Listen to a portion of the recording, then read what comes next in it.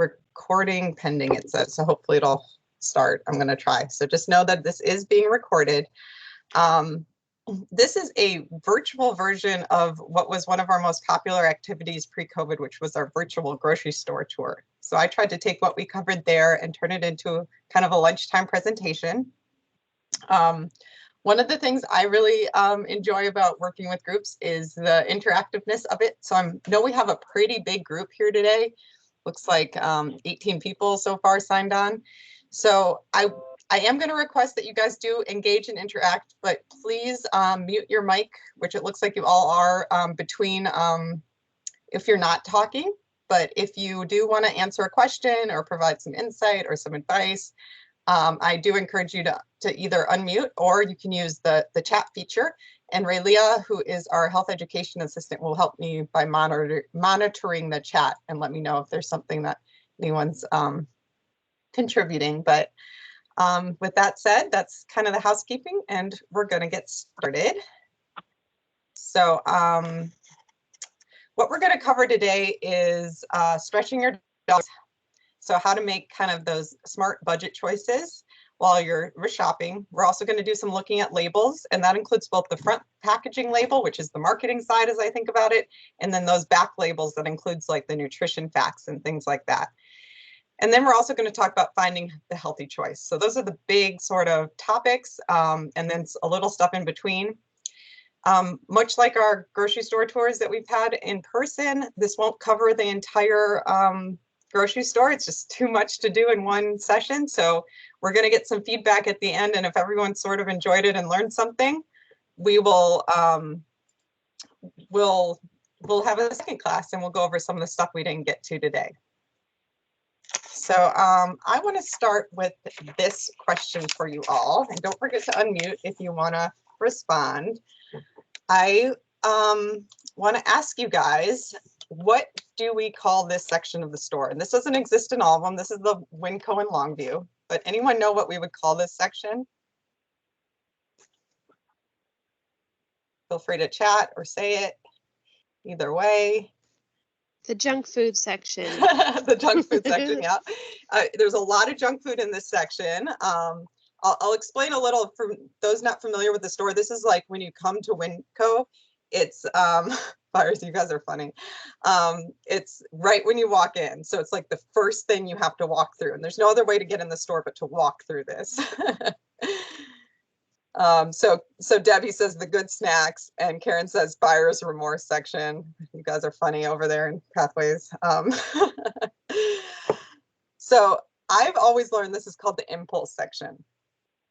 And that's because they're hoping you're going to buy something you did not intend to buy when you walked into that store today. So it's eye catchers, yeah, bad choices, yes. All those are good, yeah. So this is the idea is that they've got all these signs there that say, oh my gosh, amazing deals on Fritos, and look at this great deal on this. Not everything there is unhealthy, but there are certainly things that you probably didn't intend to buy, or maybe you didn't intend to buy exactly what you see there. So they're often shelf stable, they're often preserved processed foods. So it's meant to distract you. So my advice with the impulse section is just kind of walk through it as quickly as you can if it does exist. None of the deals that are there are not going to be deals that you're going to find in the aisles of the grocery store. So you're not going to miss out on any special deals, and they might not even be the best deals that are around. There's another point in the grocery store that has a lot of that also has an impulse section. Where might that be? Anyone know? The registers. Yes. Oh, the registers, yeah. Check out, yeah. They have you hostage, right? You're like stuck there. So it's like the candy and everything you don't actually need, but you've decided after waiting 10 minutes to check out that you really do need that Snickers bar. So another really good place not to buy anything is at checkout.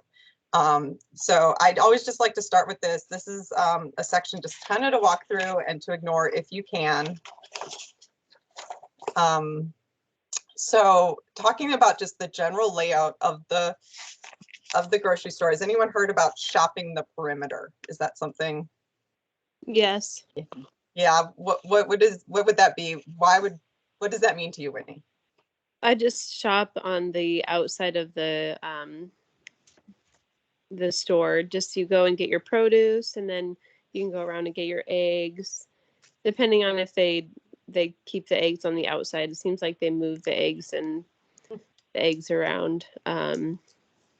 But then you just shop on the outside of uh, the store, and then if you need bread, that's usually on the outside, and in the plant section, it's on the outside. Yeah. So, Yeah. so is it that the healthier foods are generally on the outskirts of the aisles? Mm-hmm. Yep, Zena, that's about right, and Whitney was right too. And Camellia put it in the chat. That's typically going to be your freshest and healthiest section. It's going to be the food that's not preserved. It's not necessarily shelf stable. I don't know this for 100%, but I'm going to guess this is because of the electric and plumbing and how the stores are set up, because all that fresh stuff needs water and it needs electric and it needs special storage versus the stuff in the middle, which doesn't need those things. So that's why almost all the grocery stores are set up this way. Debbie does point out that there's also the bakery there, and that's true. So we can't be like, everything on the perimeter is awesome for me, but we can say that the majority of the healthier foods in the grocery store are found in the perimeter. And to Debbie's point as well, there's stuff in the aisles that are very good for us too. Dried beans, whole grain pasta, things like that, that we are going to want to go down the aisles for. But shopping the perimeter first and staying mostly out of the aisles is really a good idea. And making a list can really help us kind of stay out of the aisles we don't need to be in. So making a shopping list is one of the things that I strongly recommend. If you're going to be a smart shopper, you put a shopping list together. Anyone know why making a list would be so important to smart shopping? Any ideas? Would it keep you focused and on track? Yeah. So like, if you didn't put cookies on your list, maybe you just skip the cookie aisle, right? So, that's good.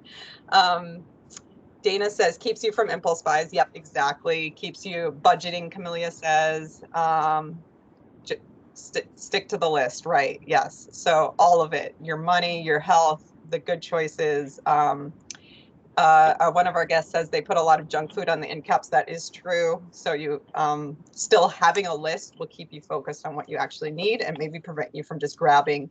Those end caps are sort of like that impulse section, right? Maybe stuff you don't need that they're making you look at. So a list definitely is smart. It's so easy to just grab stuff you don't need without it. And it might be out of your budget. It might be out of what you're trying to keep your diet as in terms of health. And so that's really important. Any other things that people do before they go shopping to prepare to be that smart shopper besides making a list? I like to eat before I go shopping. Yes, eat. Everyone's saying that. Awesome. I love it. Yeah. Anyone ever notice that they buy more and buy stuff they might not want later if they haven't eaten or they go hungry? So yeah, definitely eat. Camellia says clip coupons. Karen says bring a water bottle. All those are great ideas. Yes. So, and to go off what Camellia said, clipping coupons, it can also mean looking for sales. And it might actually be choosing where you go to shop that week based on what's on sale in different places. Create a weekly menu. Also, yeah, definitely, Dana. That's awesome. And then you can make the list off that menu. And then you've got not only meal planning, but you've got your list. That's awesome. Yeah, all those are great ideas. So being a smart shopper clearly starts well before we even get to the grocery store and get to this perimeter. Thank you for sharing all those ideas. All right, so we're in the produce aisle now. If you were imagining us walking through the grocery store, that's where we might end up first. Yes, Dana, absolutely right. We check what we already have, which makes us budget friendly. That's a good point.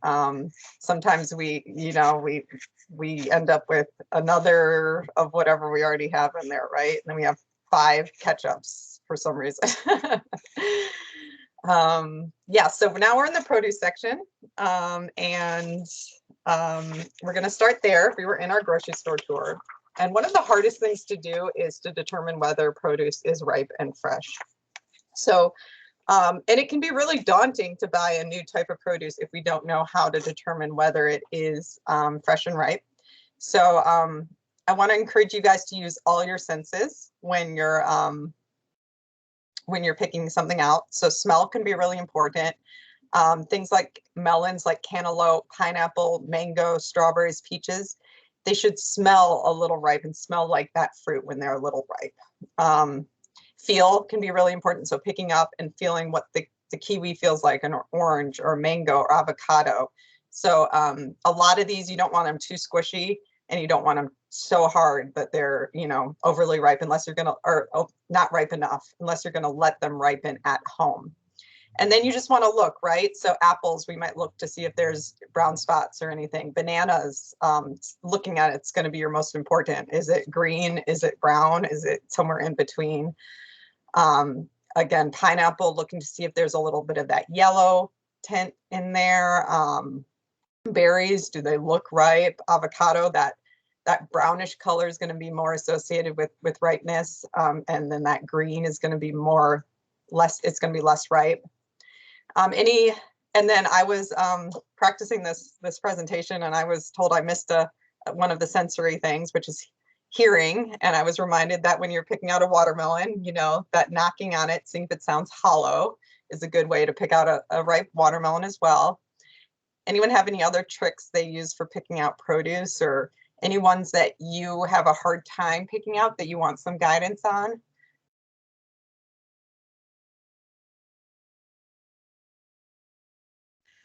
I would kind of like I buy avocados, but they don't last long at all.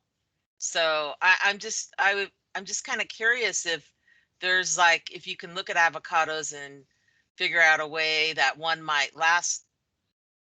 Like if I was going to buy 3 of them, I'm not going to eat them all in the same day, but the other 2 generally go bad before I get to them by the weekend. Mm-hmm. So I don't know. Yeah, that's a good question, Zena. So for avocados, and people can join in if I'm missing something, but with avocados, if they're green and hard, they're not very ripe, and they'll take some time to ripen, but they will continue to ripen at home, as Linda's pointing out, that avocados is one of those that will ripen. So if you want to use it in a week, you buy it, green and hard. If you want to use it tonight, you want to look for one that's browner and a little softer. You don't want it too soft, but you want it to give a little when you squeeze it. We're going to go in the next slide. We're actually going to go over how to store some fruit and veggies. And one of the things is like Linda's saying, some of them will ripen at home. So you're going to want to keep them on the counter, for example, and then move them to the fridge when they're done ripening, so you can also control sort of how they ripen. But that's what I do with avocados. Karen's asking about celery. I'm not sure. Celery, I know you want it to be, not soft and mushy and hard. Does anyone have any celery advice? I'm not sure if I have any great advice on that.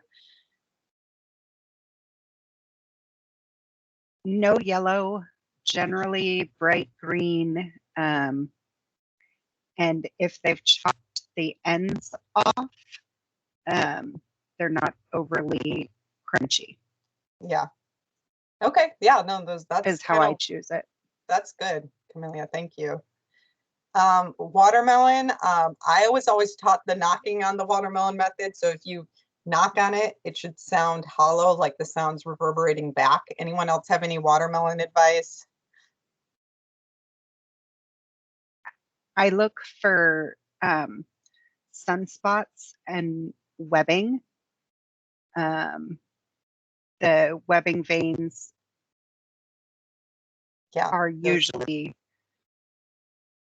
anyway, they're indicative of a fresh, sweeter watermelon. And then the big white spots tend to be less sweet, more watery.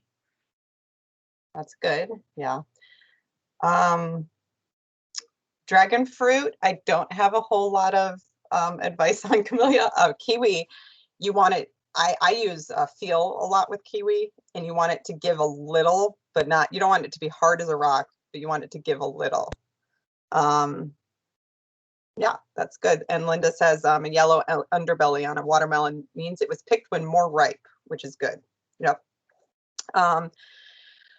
Rika, I heard the same thing about pineapple. I do that too. I pluck the leaves, see if they come off easily. Pineapple's also smelling, and then that yellowness too is good. And then again, Linda's pointing out that some fruits will continue to ripen, and we'll kind of talk about that in our next slide. So yeah, that's all really good advice. And you can always ask some of the people working at the store too. And sometimes it's just, unfortunately, one of those things where you learn by trial and error with this type of thing.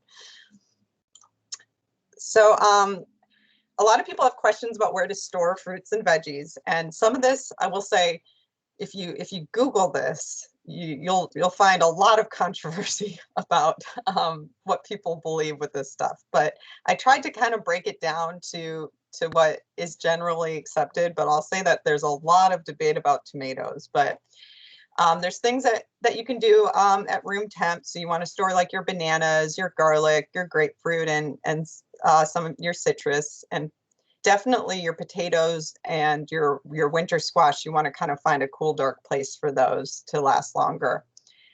And then there's some things you probably want to keep in the fridge, like your berries and asparagus. Apples will last longer in the fridge.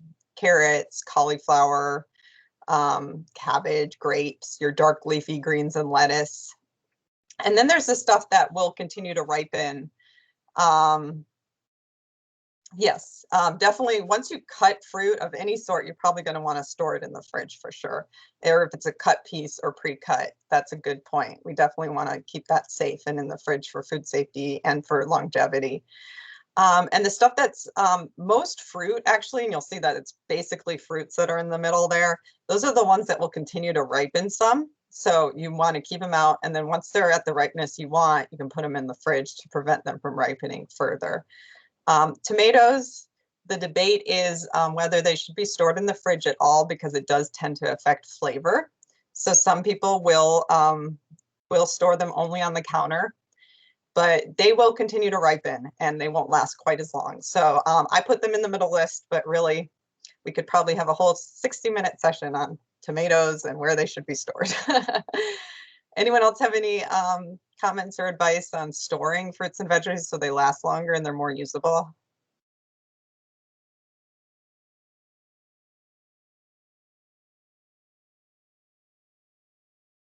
Okay. Camillus, is it the watermelon that you're talking about? Getting mealy? Tomatoes. Oh, tomatoes. Yes, in the fridge. Yeah, they lose some of their flavor. I don't know. So I like to leave them out, but sometimes you don't want to. You know, you need them to last a little longer. So use your best judgment, I'll say, with that one. Okay, and then with produce, we also have to figure out what's the better buy. So a lot of produce is sold in bulk sort of bags, like you can see these apples on the left. Those are 3-pound bags. And then sometimes they're sold individually. So based on what you see here, I want to talk about the Gala apples. So ignore the Granny Smith on the far left sign there. What would people argue is the best deal on Gala apples at Winco the day we took this picture?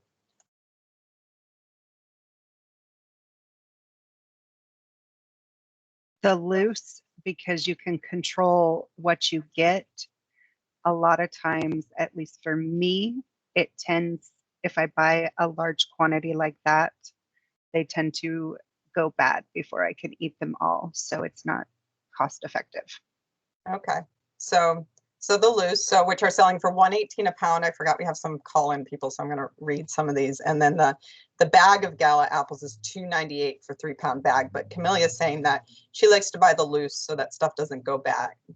Yes, the loose is per pound, so $1.18 per pound, and the bag is $2.98 for a 3-pound bag.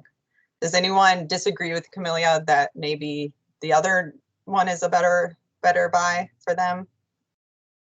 The loose is less per pound. Oh yeah, you said, that's what you said. Cindy, so less per pound, yes. So our calculation for per pound cost would be taking the total cost of whatever it is, so $2.98 in this case, and dividing it by the number of pounds. So dividing it by 3. So you get about 99 cents a pound for the bagged price and $1.18 per pound for the loose price. So I would advise that if you are okay, yeah, you can't get confused. You got to know what you're looking at. It's hard with these pictures. I did the best I could. But so you could argue that if you're going to use that 3-pound bag, that 3-pound bag is a better deal. But if you're not going to use it, like Camelia said, sometimes we overbuy because the price per pound looks so good. But remember that you have to use it for it to be worthwhile. So you made my point very well there. My other point is just do the math and compare prices. It's not always going to be the case that that 3-pound bag is going to be cheaper. Again, Rayleigh and I went to Winco and took these pictures just recently, but I've done this grocery store tour multiple times when we've been there, and the price per the big bag was actually per pound was higher. So just be aware that it's not always cheaper just because it's a big bag.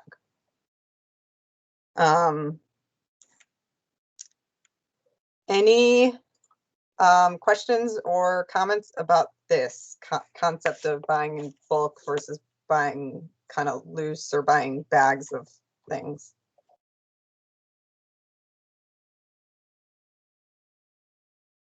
All right. Useless plastic bag, yes. Okay, it looks like we're having some internet problems. I'm sorry, I'm not quite sure how to fix those, but keep coming back, hopefully. Yeah, so make the choice. Hi, I based on, have a question. yeah. Sorry, I can't get my, when you type it in, it won't send for some reason. I'm new to this thing. My name is Denise. Anyways, I have a question about beets because I love fresh beets, but I heard that diabetics aren't supposed to eat them. I have without knowing your specific health situation or whatever, it's hard for me to say specifically why someone would say that. I don't advise my patients really that any produce would be off limits. Some produce is higher carb or higher sugar. Yeah, I think maybe that's the case with beets, but I love fresh beets. I love to roast them. They're so good, but I haven't eaten them. No, I think it's just a matter of diabetes, but I've always been, I think my mom actually told me that we're not supposed to eat them. And I'm like, what? I mean, there's starchy vegetables like potatoes, right? And peas and corn. And then there's non-starchy vegetables like our broccoli and our cauliflower. Beets, I think do have slightly more carbs than some of your non-starchy vegetables, but I don't think they have as much carbs as potatoes. I'd have to look that up to verify. But again, it's all about how you create that whole plate, right? With diabetes or with anyone, it's about balancing the starches and carbs with the other non-starchy vegetables and the healthy proteins and the fats. And so I wouldn't say that beets are off limits. If you love beets, go get them. Yeah, make them. And then just look up. So if I was to quickly search about, because that's one that I don't know off the top of my head, but carb servings are carbs.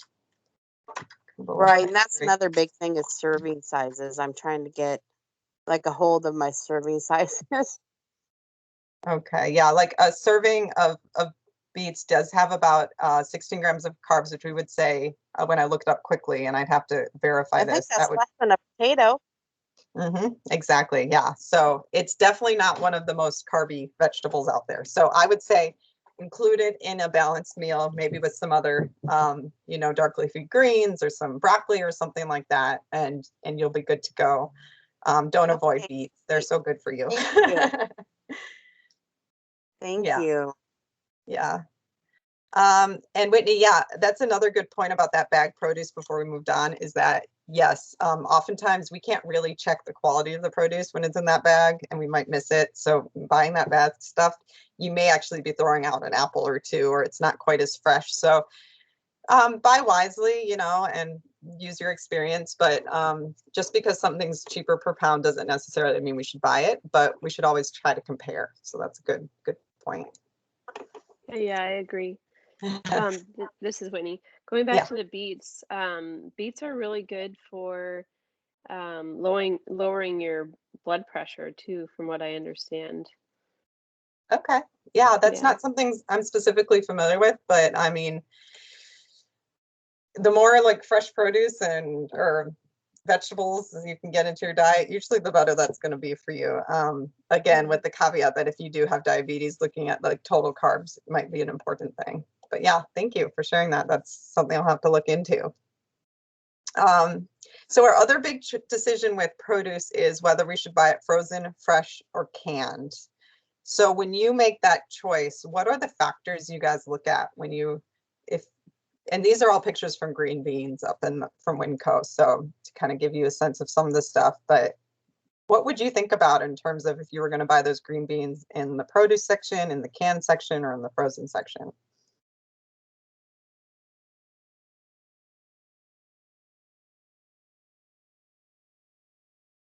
Okay, yes, Linda, lots of canned vegetables are high in sodium. So yes, so the nutritional value of the foods is definitely something we need to look at. And sodium is going to be one of the key things about what we're looking at. So in that picture of the can, and I know there's a glare on it, so my apologies. One of those is sodium free. So you can see it, no salt added. Sorry, it's not sodium free because there's always a little sodium in our food. You can see it's a lot less sodium than the 12% of our total daily value that's in the can with. So, so yes, we have to look at the sodium content. The other thing with nutrition is that, sorry. I have a question. Sure. So this one where it says calories 30, then if you go down, it says total sugars 2 gram or 2. I'm assuming that's gram because it's a G, right? But 2 grams of what? I mean, I've often wondered, like, you know how the other ones say 0%, 2%, 7%. The sugars just say 2 grams. So I don't know how to. I mean, it's just a curiosity thing. Yeah. I prefer to buy fresh, but in the frozen or even the canned ones, I've often wondered what does that really mean on the total sugars? That's a good question. So I love these new labels because it breaks out total sugars from total added sugars. So total sugars are just all the sugars found in a food. And if there's 0 gram added, but 2 grams total, that means that sugar is naturally occurring in that food. So it doesn't necessarily mean it's bad. There's a lot of naturally occurring sugars. So you can see even green beans have a small amount of naturally occurring sugars. So I would look at minimizing your total added sugars, but unless you have diabetes or some reason to be tracking total sugars, period, I wouldn't worry too much about total sugars as long as they're not added, because those aren't necessarily bad for us. We all need carbohydrates, and sugars are one part of that bigger picture of carbohydrates. And so that one you're seeing under frozen, that's going to be the exact nutritional content of fresh green beans as well. So they don't show that up in the store, right? But frozen there's nothing added to them. So everything you see in there is going to be what the nutritional content of fresh is. Someone mentioned canned has fewer carbs than frozen, but we have to look at serving size, remember. So the serving size of the canned is 1/2 cup, and the serving size of the frozen is 1 cup. So when we do it, we need to compare apples to apples. So I'm trying to see what the total carbs say that's there. But it looks like if you multiply it by 2, you're going to get the same number of like total sugars and stuff too. So the main difference with nutrition with canned is going to be the sodium. You're also going to lose some of the nutrients in the canning process. With frozen and fresh, the nutritional content is going to be identical. So nutritionally, it doesn't matter fresh or frozen. Typically, you're going to do you're going to do as good either way. The fresh or the frozen is frozen kind of right after it's picked. It's usually flash frozen at the peak of freshness. So sometimes you might even get better nutrition if you're buying something that's out of season. So nutritionally, that's kind of what I look at. You're going to do a lot better with those sodium-free options. Not every vegetable has a sodium-free option, but do look for it if you can. I'm going to go back in these chats because you guys had a lot of good comments. Debbie said, depends on when I'm going to use them. Absolutely. Shelf life is so important. So I like to have a stock of frozen veggies around just in case, along with some canned. But if I'm going to use them right away, usually I like to buy fresh. So knowing when you're going to use them and the shelf life is really important. Same with Selena. Yeah. And it depends on what I'm making. Absolutely, Siobhan. So we know that the texture of these foods is going to be really different when you bake with them, for example, than, if I'm making a soup, I might just throw in some frozen because I know it's going to get mushy as it cooks. If I want them like lightly sauteed, I might go with the green beans. So there's a lot of things to consider in terms of nutrition, in terms of taste, in terms of shelf life, and then price, right? So I did the math for you guys, so you don't have to on these, but you can always do the math to see which one's going to be cheaper. But in general, you're going to see that canned is the cheapest, frozen is the second cheapest, and fresh is going to be the most expensive, although that can be not true if you're buying produce in season. In this case, our frozen green beans are 8.2 cents an ounce. Our fresh is 12.4 cents an ounce, and the canned is 3.3 cents an ounce. But remember, with canned, you're also paying for liquid that you probably are not going to use. So it's probably slightly more than that, but you can still see the price being really different. So if price and nutrition are a concern, both of them kind of equally, frozen is definitely the way to go for a lot of these things. But the other two options aren't necessarily bad if you know what you're buying and what you're using them for. Any questions about this stuff?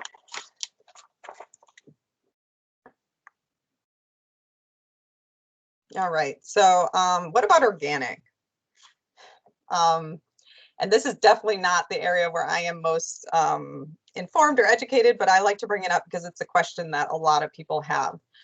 So organic means that the foods are grown and processed according to specific federal guidelines, and they have many factors in determining whether something's organic.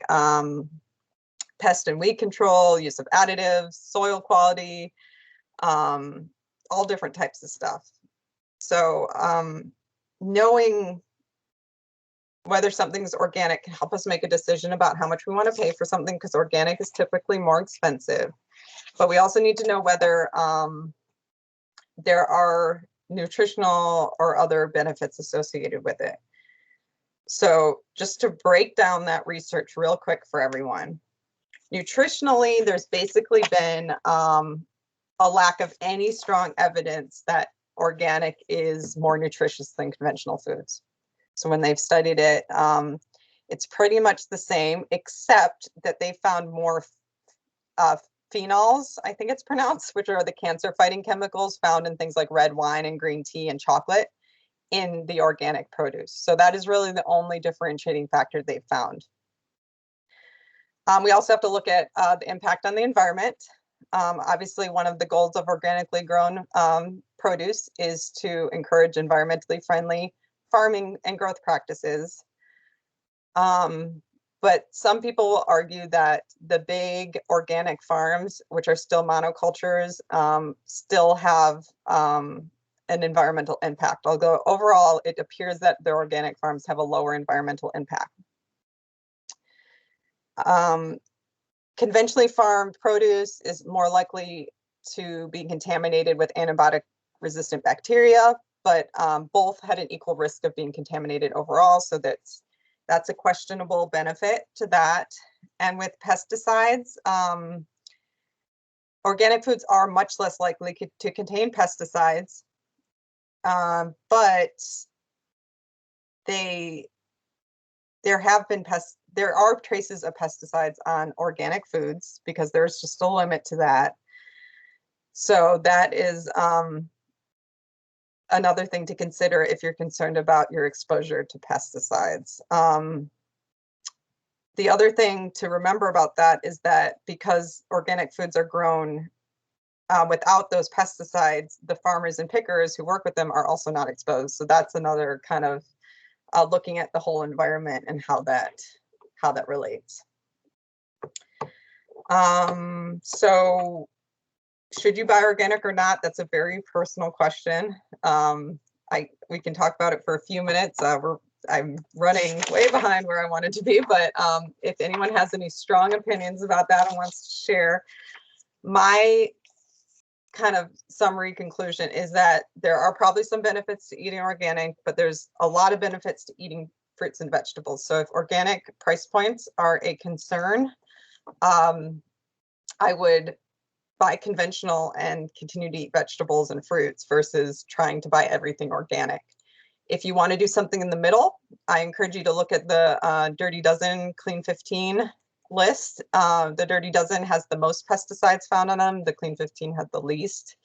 And so buying the Dirty Dozen as organic and then others as conventional might be a good way to balance your budget and your health. Any comments on organic? Wait a minute.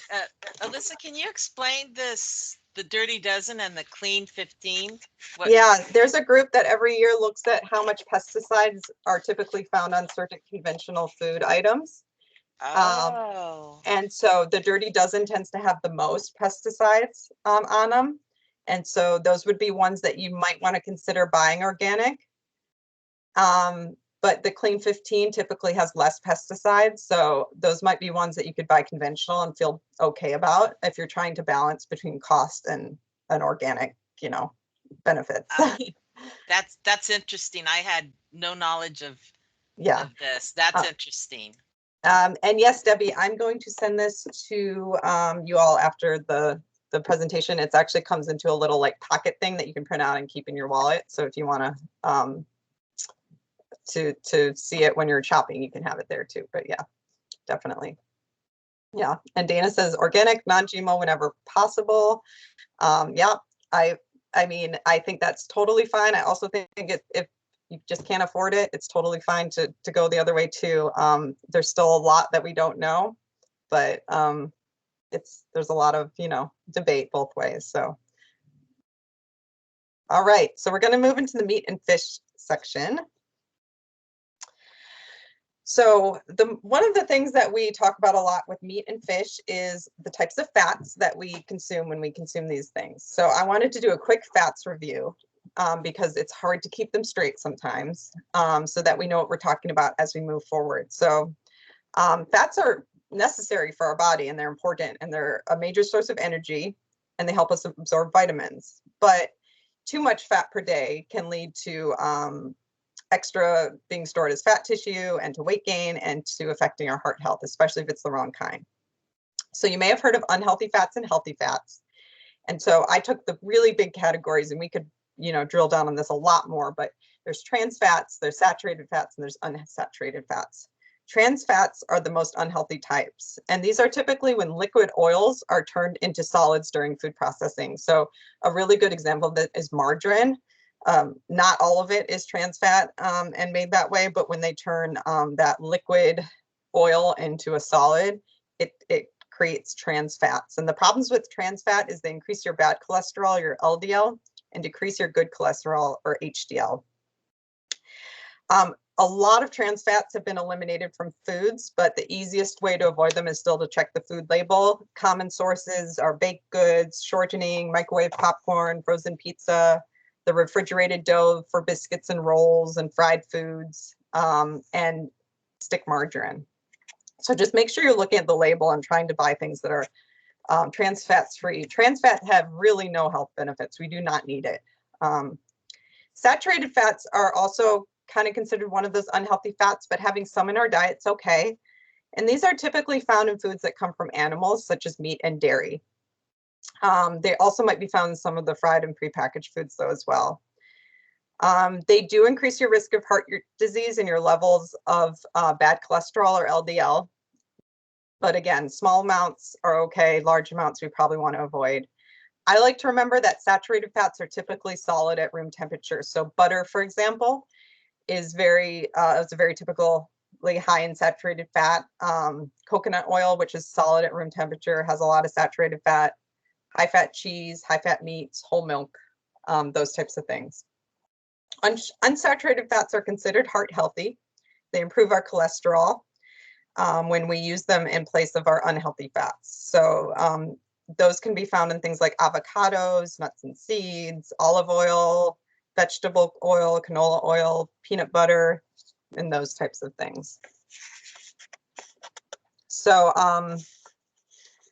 when we think about healthier meat choices, we're often thinking about where can we cut down on that saturated fat that would be high in a lot of these meats. So these are kind of our leaner protein options found in the meat section. Turkey and chicken are really good examples, but we really want to avoid the skin. When I found out that the skin in chicken contributes 75% of the fat and 50% of the calories, I was really surprised. I had no idea how much. So just taking off the skin from turkey or chicken can be hugely beneficial. Fish has a lot of those omega-3s, which are great for us, which is another type of healthy fat. Game meats are often really lean, which is great. And if we do want to buy beef or pork, which tends to be one of the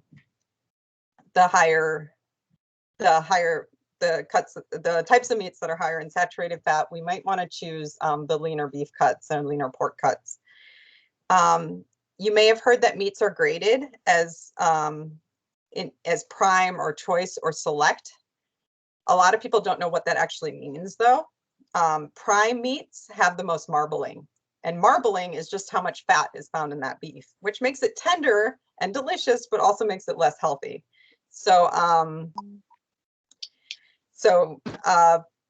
if we want to have a lot of that fat and a lot of that tenderness, choosing prime is good. But if we want to cut down on that, we might want to choose the choice or select grades, which have less fat. And yes, the fish distribution program for our college tribal members is great. And if you can get fish any other way, that's great too. But, and yes, chicken is really good with its skin on. Finding other ways to maybe bread it might work too. I have a question about the oils. Sure. Like some people say, like using vegetable oil is unhealthy and canola oil or avocado oil is the best to use. And so I get confused on that, which is the best if you're going to use oil. That's a great question. A lot of those have a similar amount of unsaturated fats. And so I would say whichever ones you can afford and you enjoy is the ones I would go with. Olive oil is often considered one of the healthiest, but vegetable, canola, all those that are going to be that liquid at room temperature are going to be still pretty healthy choices. So I don't have the knowledge to totally break down each of those oils and tell you which one might be the best, but I would say any of those would be smart choices. Staying away from things like butter or lard is where I would encourage you to stay away from. Yeah. Yeah. But that's a good question. You can always flip that label and see what the level of unsaturated fat is, but they're all going to be very similar. I've done that before. So yeah, good question though. All right. So any other questions about these different fats or the different meat choices for those fats? Unless we're making everyone hungry for fried chicken right now. Hopefully not. All right. So ground beef is a really good way of looking at how much fat is in a food. So when we buy ground beef at the store, we can look at what's the percent of lean, which is the protein, or the, and what percent is the actual fat. So I'm compared two options here with the prices. There's a 75% lean, which means it's got 75% of that like meat protein and 25% fat, versus the 95% lean, which has that 5% fat in it as well. So if we look at the 4 ounces, of uncooked, we can compare calories and proteins and fat. And you can see here that the calories are almost twice as much when we add that much fat to, or more than twice as much when we add that much fat to the meat compared to the 5%. The grams of fat are much higher, and the protein is going to be higher in the lean because there's more of that actual meat and not just the fat. What is something we often forget is that we actually lose a lot of what we buy when we buy the 75% lean or the ones with a lot of fat in it, because that fat cooks out. So that 4 ounces actually cooks down to 2.5 ounces compared to the 4 ounces of lean, 95% lean, which cooks down to 3 ounces. So we have about a 1/2 ounce more that we get from that package. So even though it's more expensive, you do get more meat, but you can see that the calories and fat and proteins also become a little closer together too. So if you cook it out on a barbecue, for example, and you lose some of that fat, you will cut down the calories, but you'll still have almost 3 times the amount of fat, and that's going to be mostly saturated fat. And then a slightly higher protein in the 95% lean. So you will pay more for that lean, but you're going to get a healthier option, and you're going to get more meat too. So something to keep in mind.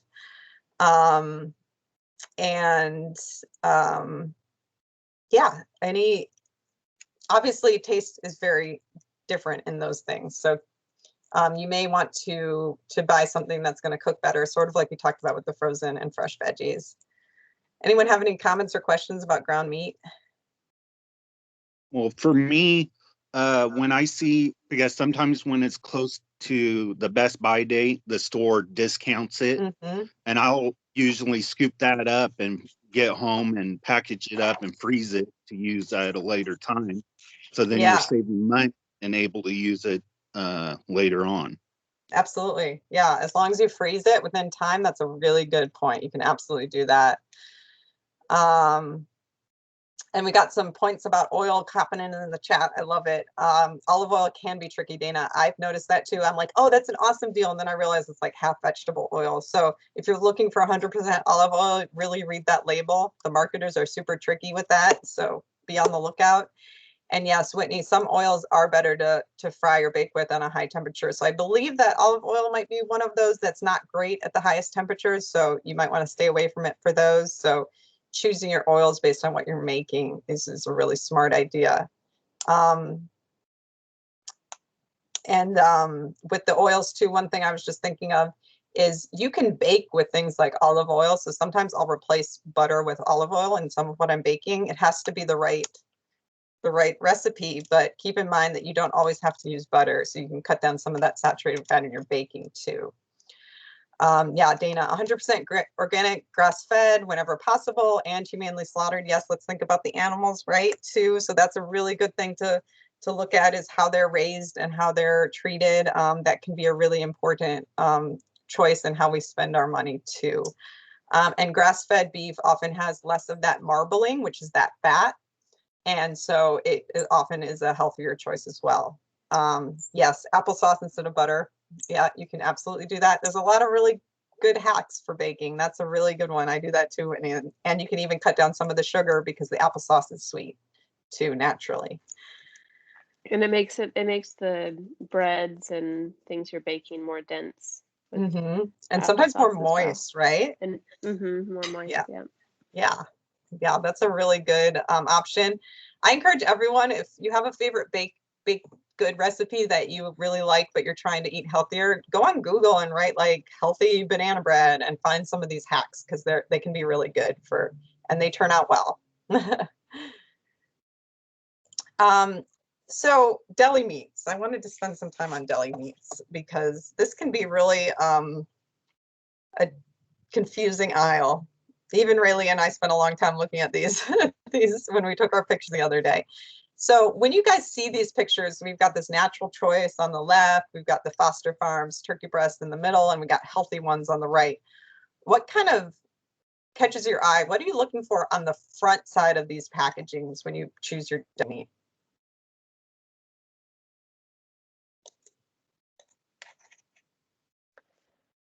Alyssa, this is Whitney. I usually look for natural or no hormones or no antibiotics in my meats. Okay. Cool. So yeah, so looking for no hormones, natural, which we see on the left there coming up. I do want to say that natural is not a term that is regulated by anyone. So it can be used in whatever setting they want to whatever meaning the marketers want it to mean. So be careful with that term natural. Look for specific things like you mentioned after that. Karen, do you mean like the actual type of meat, like whether you're buying pork or turkey? And Dana says she just turns it over, which is so smart because I'm going to show you the backside of these in a second. She probably knew where I was going. I try to look for non-pressed, processed, mushed together, congealed meat. Okay. I try to look So like, for actual meat. yeah. Okay. Yeah. It's the actual texture of how it's packaged and what it looks like. Yeah. So, yeah. So we're looking at the words, we're looking at, we're not looking at all, we're looking at how it looks like. So I am with Dana. I'm going to say there's not much on the front that's going to tell you about the nutritional value of what's in these packages, except for one thing. And I want everyone to look for something that says no nitrates or nitrites, which we can see on the middle one, and on the left one, if you look really closely, it might be hard to see. But nitrates and nitrates are actually been linked to cancer. So I would strongly encourage you to look for that on the front if you're going to look for something, because it will usually say that if it doesn't contain it. You can also look on the back of the ingredients list, but that's something to definitely avoid because it has been linked to cancer. But in terms of what it means to be healthy versus natural versus nothing at all, those don't really mean anything. So we need to turn it over. And this is what we find. So when we look at nutrition fact labels, we want to make sure we look at serving size first, like we talked about. And these all happen to have the exact same serving size, so we can compare apples to apples, and they're all turkey. So we're going to look at, total fat, which should be pretty similar because they're all turkey. But if you were comparing turkey to ham, you might see that the turkey has less of that saturated fat, which is good. And then you want to look at sodium for sure. So you'll notice that these range from 360 to 470. Honestly, you can't get much lower than the 360. So any kind of deli meat, I'm going to advise that you eat minimally because of the amount of sodium in it. You're going to see that the healthy ones does say sodium nitrite is the second to last ingredient. So we did notice that on the front. And then your actual ingredient list, like you said, you can look to see what's in there. But fat, sodium, and nitrites would be the big things that I look for in deli meat. And I'd encourage everyone, because of the high sodium content, even in the lowest amount of sodium available, is so high that you might consider other meat options like tuna fish or like cooking your own chicken breast and slicing it up as options for avoiding some of that high sodium from all those processed meats. All right, real quick, shout out to our non-meat proteins. So way cheaper. When's the last time you found meat at 34 cents a pound, which is what you get when you cook the lentils, to compare it to the canned ones or the tofu. But these are all great sources of sodium. Protein. They're very high in fiber, and they're way cheaper. So finding nights where you can do meat-free nights and get some of your protein from some of these vegetable sources is a good idea. So big shout out to that. I want to get through dairy real quick, but I don't think we'll have time. So I'd like to maybe just save this for our next round because we have 5 minutes left. I don't want to respect everyone's schedules because I know people are attending over their lunch break and stuff. So maybe for the last couple minutes, does anyone have any pressing comments or concerns they wanted to share with the group, or things that weren't covered in those sections?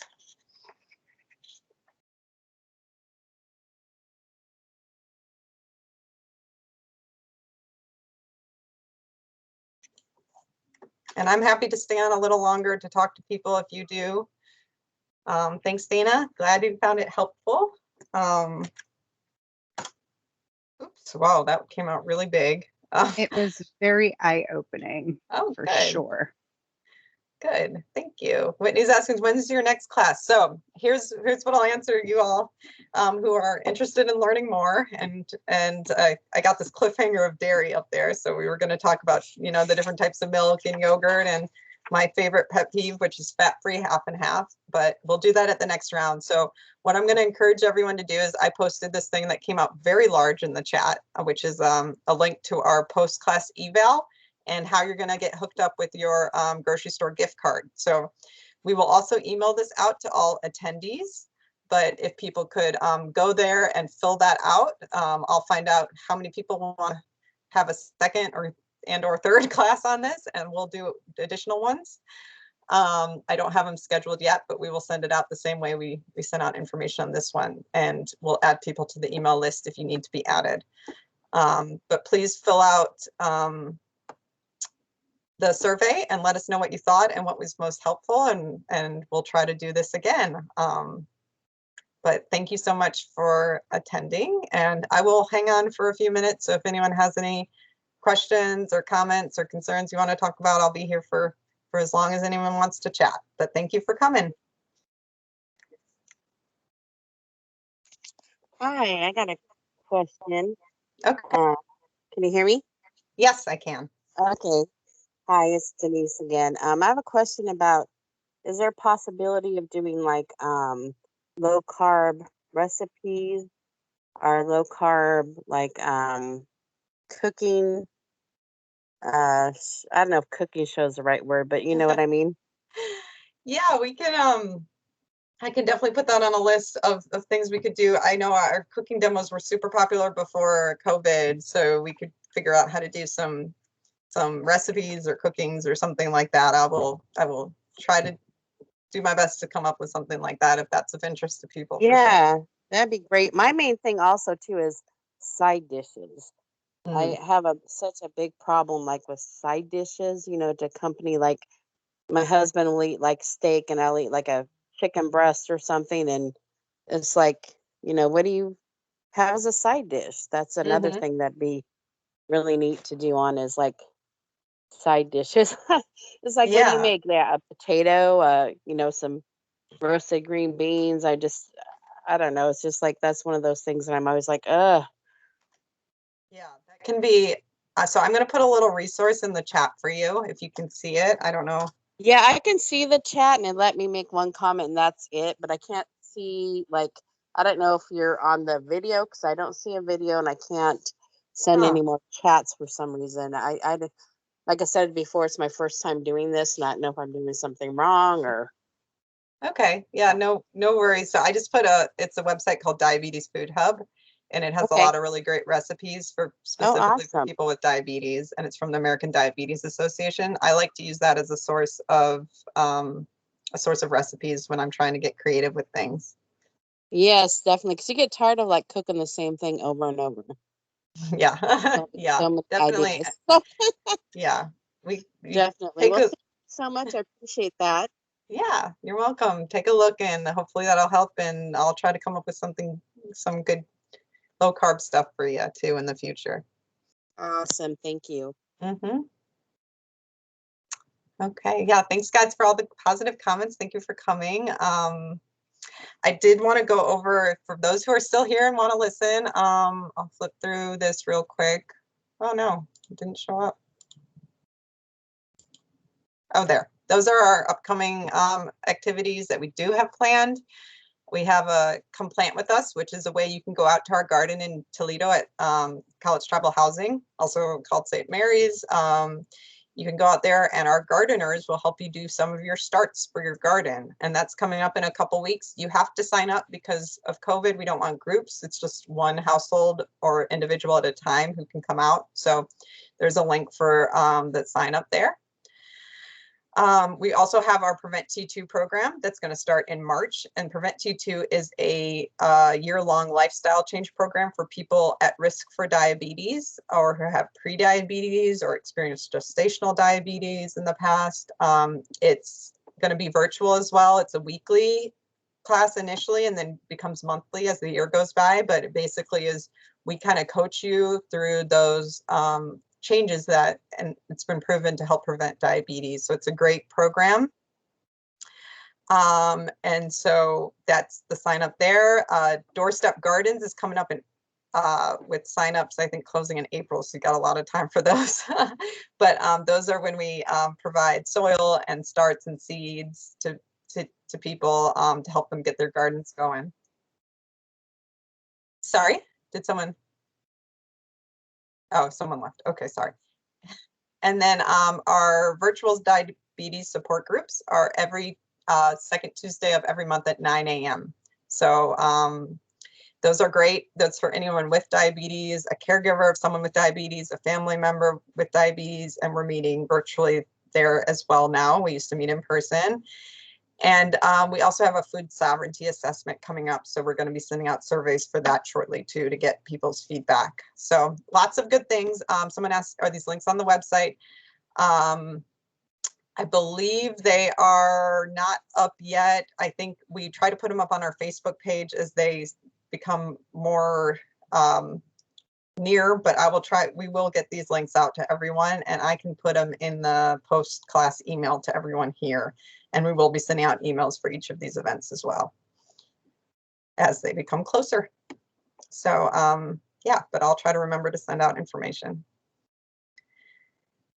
So don't forget to do the Survey Monkey, because that's how you get your gift card, and that's how we get good information from you. And then any other questions or thoughts or comments? Hi, I have another question about the garden. Mm-hmm. I live in Graham, so how do I?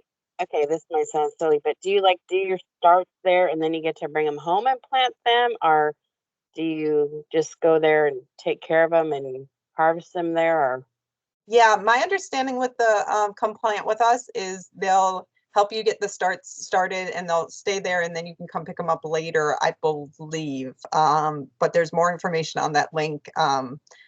okay, that's what I was thinking. It didn't really. I mean, I thought I read it and it didn't really quite explain it, and I thought that's a long way for me to go back and Yeah, forth. you wouldn't have to like It's go probably water about an fill. hour, at least a good hour or so from my house, anyway. Yeah, no, they'll help you take care of them, I think, and then you can come back and grab them. And if you don't need them or all of them, then they'll go out as part of our doorstep gardens. Oh, cool, cool. Okay, well, thank you so much. Yeah, you're welcome. All right, anyone else who's still on want to have a question or comment? No, I don't have much to say, but you did a really good job, Alyssa. I really appreciate your work. It's been wonderful to take some of your classes and participate. So thank you. Yeah, thank you. It was like glad you could make it, and thanks for all your comments throughout. It was really helpful. You have a lot of good knowledge to share. Thank you. And I was just going to say the same thing that Whitney said. Thanks for all that you do and the good information. Thank you. Thank you, Linda. Thanks for coming. Welcome. I know you're far away, so it's great that the virtual allows us to meet up, you know? Very nice. So and I'll definitely be working in the garden this year. Nice. So We'd plan love on to have that. you. Yeah, Thank you. I love it. Thanks again. Have a great afternoon. You too. Thank you. Thank you. Bye-bye. Bye. All right. Anyone else or everyone good?